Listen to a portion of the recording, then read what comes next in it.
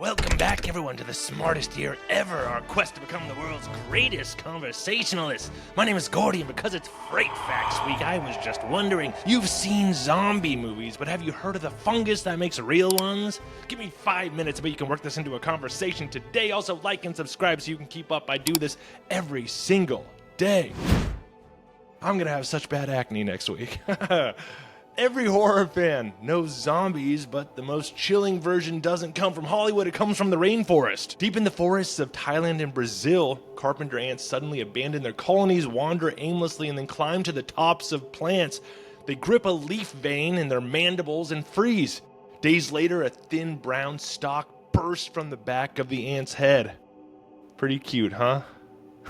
Called Ophiocordyceps unilateralis, better known as the zombie ant fungus, and it's been perfecting mind control for millions of years. The process starts when a fungal spore lands on an ant's exoskeleton. It secretes enzymes that eat through the shell, allowing the fungus to invade the body. And inside it spreads like a network, growing through muscles and organs, but I think this is a little bit creepier. It doesn't even really destroy the ant's brain. Instead, it takes over the musculature and motor control, releasing chemical compounds that hijack the ant's movements. The infected ant is forced to leave the colony and climb to a very specific height, about 10 inches or 25 centimeters above the forest floor, where temperature and humidity are perfect for fungal growth. Then, as if on cue, the fungus commands one final act: the death grip.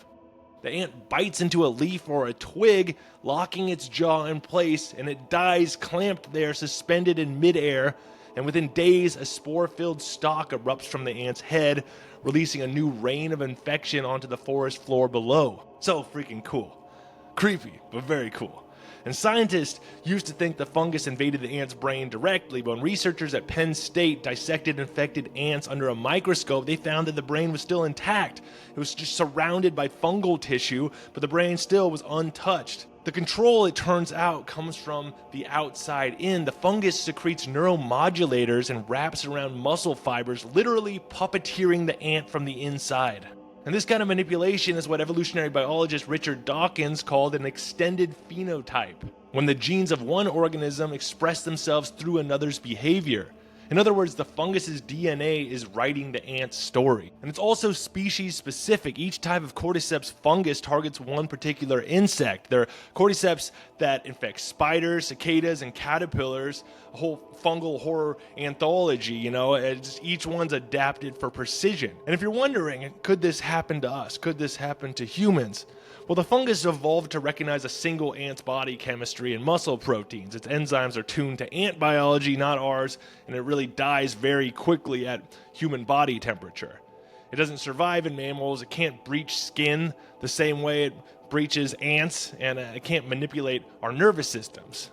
Yet, it could be like the reasoning in The Last of Us, where it's like rising global temperatures could cause Cordyceps fungus to evolve to tolerate higher temperatures, including human body temperatures, leading to the zombie apocalypse.